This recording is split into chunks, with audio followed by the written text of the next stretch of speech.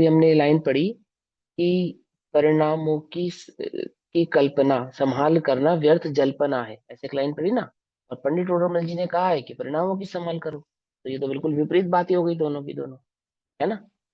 तो एक अपेक्षा से विपरीत भाषित तो होती हुई भी वास्तव में विपरीत नहीं है, दोनों एक ही बात है। कि कैसे दोनों एक ही बात है भैया, देखो सुनो।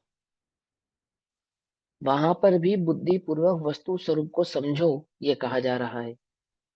परिणामों की संभाल करो, तो परिणामों की संभाल करने का तात्पर्य आपको ये नहीं कह रहे हैं वो कि आप अशुभ उपयोग तो मत करो और शुभ उपयोग करो। हाँ, तो ये कह रहे हैं कि वस्तु स्वरूप को समझो, अपने परिणामों को व्यर्थ ही क्या मत करो, भ्रमित मत करो। अपने उपयोग को भ्रमित ना करके क्या करो, वस्तु स्वरूप समझो आप। और यहाँ जो चर्चा की जा रही है प्रवचन सार जी में, और जो दादा ने लिखा उस प्रवचन सार जी के पद्यानुवाद के संदर्भ में, और कहा कि परिणाम की संभाल व्यर्थ जल्पना है, तो वहां पे भी वे यही कह रहे हैं कि तुम वस्तु स्वरूप से विचार कर कर देखो ना, तो तुम्हें मालूम चलेगा। क्या मालूम चलेगा? कि जिन परिणामों को संभालने के नाम पर तुम उपयोग बदलना चाहते हो, वास्तव में तो वे स्वतंत्र है, परिणमन स्वतंत्र है, ऐसा। किसी एक भी भाव के कर्ता तुम नहीं हो, ऐसा जानने के पश्चात, अब ऐसा तो नहीं कि परिणाम नहीं आएंगे, आएंगे। लेकिन वस्तु स्वरूप को जानने वाले को, जो वस्तु स्वरूप की स्वतंत्रता को पहचानता है, उसके स्वभाव को पहचानता है, उसको कैसे परिणाम उत्पन्न होते हैं? जैसे भी होते हुए उनका कर्ता नहीं बनता, और कर्ता नहीं बनना होने के कारण कैसा है? अनंतानुबंधी अभाव आदि होने के कारण, युक्त भाव ना होने के कारण, वे उसके संसार आदि बंध का कारण भी होते नहीं। अब बात तो बिल्कुल विपरीत सी लगती है कि मैं अपने परिणामों को संभालूं या नहीं संभालूं, क्या करूं मैं? कि परिणाम किसको कहते हैं? शुभाशुभ परिणामों को परिणाम कहते हैं, उपयोग के यहाँ वहां भटकने को परिणाम कहते हैं। हम कहते हैं ना, वस्तु स्वरूप संभाल, वस्तु स्वरूप को जान। क्या वस्तु स्वरूप को जानू? कि परिणामों का तू करता नहीं है।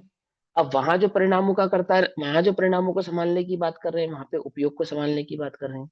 और यहाँ कह रहे हैं परिणामों का करता नहीं है, तो यहाँ पे भी तो यही कह रहे हैं, तो व्यर्थ की कल्पना मत कर। परिणाम जेरे ज्ञान में जानने में आने वाले जो भाव आदि है, उनका करता तू नहीं, और है तो करके बतला। वास्तव में यदि तू करता है, अगर तुझे लगता है कि मैं अमुक परिणामों का करता हूँ, अमुक परिणामों का करता हूँ, या मैं कर सकता हूँ, तो तुम करके बतलाओ। सब अच्छे अच्छे परिणाम कर कर दिखाओ, एक भी बुरा परिणाम मत करना। कर कर बताओ, है कोई लेता शर्त कर सकता है? शर्त इन सेंस की नियम ले सकता है कि भैया आज से मेरा ये अपना नियम है कि एक भी बुरा परिणाम मैं नहीं करूंगा, चाहे कुछ हो जाए, तो मैं कर सकता हूँ? तेरे व्यर्थ कल्पना है। इस बात में उपयोग को लगाने से अच्छा है कि मैं आमुक परिणाम करूं और आमुक नहीं करूं, इस बात को समझने में अपने उपयोग को लगाओ कि तुम परिणामों के कर्ता नहीं हो। क्या कहा? बात समझ में आई? यहाँ अपना उपयोग लगाओ कि मैं ऐसा सोचूं, ऐसा सोचूं, फिर ऐसा सोचूं, फिर ऐसा सोचूं, एक के बाद एक मेरे परिणाम ऐसे हो। इससे बेटर है कि आप वस्तु स्वरूप को समझने में अपने उपयोग को लगाओ। परिणाम तो जब जिसको जैसे होने हैं तो उसको वैसे होंगे, होते ही हैं। यदि परिणामों की संभाल करना उस जीव के हाथ में होता, तो सातवें गुण स्थान से गिर के छठे में क्यों आता? बोलो। क्या सातवें गुण स्थान में ऐसा क्या कार्य करता है जीव कि छठे में आ जाता है? क्या करता है बोलो? कुछ करता है? बुद्धिपूर्वक तो कुछ नहीं करता, लेकिन वो सहज योग्यता ऐसी है। अरे आप छठे की बात कर रहे हो, 10वें से गिरता है ना, सबको पता है ना। गुण स्थानों का स्वरूप सबको पता है ना, 8वें गुण स्थान में द्वादशांग के पाठी हो जाते नहीं हो जाते हैं, है ना। तो उनको मालूम है कि 10वें गुण स्थान में जाऊंगा तो नियम से गिरूंगा। 11वें है गुण स्थान में। 11वें में, हाँ 11वें गुण स्थान में जाऊंगा तो नियम से गिरूंगा, ये बात पता ही है उनको, सबको पता है। तो फिर क्यों जाते हैं 11वें में? उपश्रम श्रेणी तब उसकी मानने सीख वाला होगी। नियम से गिरेगा, सबको पता है।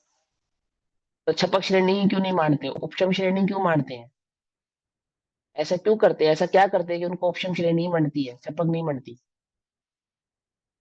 बोलो। वो भी तो परिणाम ही है ना। तो क्या करते हैं वो ऐसा? कुछ नहीं करते। वो चाहकर भी क्या नहीं कर सकते? उपशम और छपक श्रेणी का भेद खड़ा कर सके, मैंने ऐसा कुछ कर सके कि अब उपशम श्रेणी ना मंड के छपक श्रेणी मंडे, ऐसा कुछ नहीं कर सकते। मैं 11वें गुण स्थान में ना जाऊं, ऐसा कुछ नहीं कर सकते। 7वें गुण स्थान में चढ़कर गिरूं ना, ऐसा कुछ नहीं कर सकते। कर सकते कुछ तो बताओ आप। चढ़ने का प्रयास तो कर सकते हैं, गिरने का क्या प्रयास करते हैं बोलो।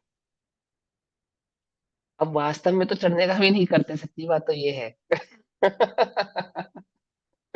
परिणामों को लेकिन इतना ठीक है। स्वतंत्र स्वीकार करना चाहिए, परिणामों को इतना स्वतंत्र स्वीकार हाँ करना चाहिए, क्यों भैया जी, ये बात है ना।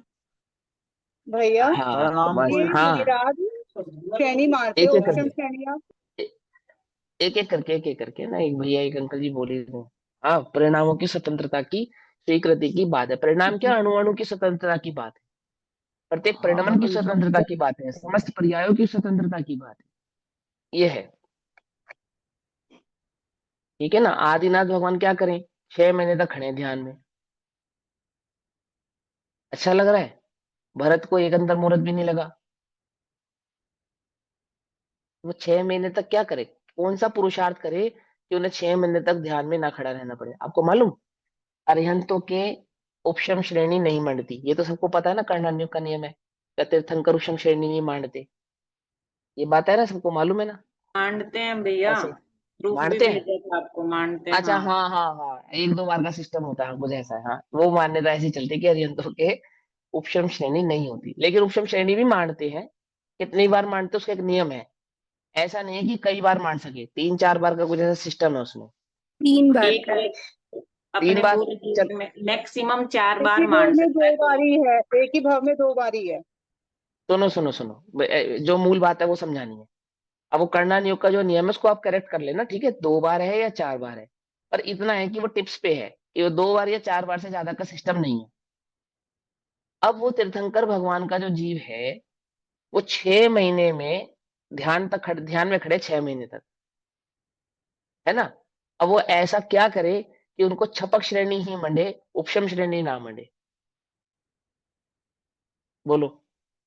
इससे क्या सिद्ध होता है कि 6 महीने में, और 6 महीने बाद फिर क्या हुआ, 6 महीने बाद आहार आदि के लिए 6 महीने और विहार हुआ। तो उन 6 महीने तक वो एकाग्र ध्यान में खड़े रहे, या तो वे सात्विक गुण स्थान से ऊपर नहीं गए, एक बात, और या फिर उन्होंने छपक श्रेणी नहीं मांडी, उपशम श्रेणी मांडी है, ये बात पक्की है। 6 महीने में, तभी तो 6 महीने बाद आहार आदि की प्रक्रिया के लिए घूमे ना, क्योंकि छपक श्रेणी मंडी होती तो केवल ज्ञान प्रकट हो गया होता। तो 6 महीने तक सातवें गुण स्थान से ऊपर नहीं गए, अगर हम ऐसा माने, जो कि पॉसिबल भी है, जो कि स्वयं सिद्धि ही है करना, जो कि अपेक्षा से, तो उन्होंने अपना पुरुषार्थ उग्र क्यों नहीं किया, ऐसा कुछ क्यों नहीं किया उन्होंने, अपने परिणामों में उज्ज्वलता क्यों नहीं प्रकट की, उपयोग की स्थिरता क्यों नहीं की उन्होंने। पुरुषार्थ की कमी थी या नहीं थी उनकी, बोलो। सहज ऐसा ही परिणाम था। ध्यान से वस्तु स्वरूप का विचार करोगे ना, ध्यान से सोचोगे, तो सर्वत्र आपको दिखाई देगी स्वतंत्रता, कितनी स्वतंत्रता है, आप कितना जानते हो उससे कुछ फर्क नहीं पड़ने वाला।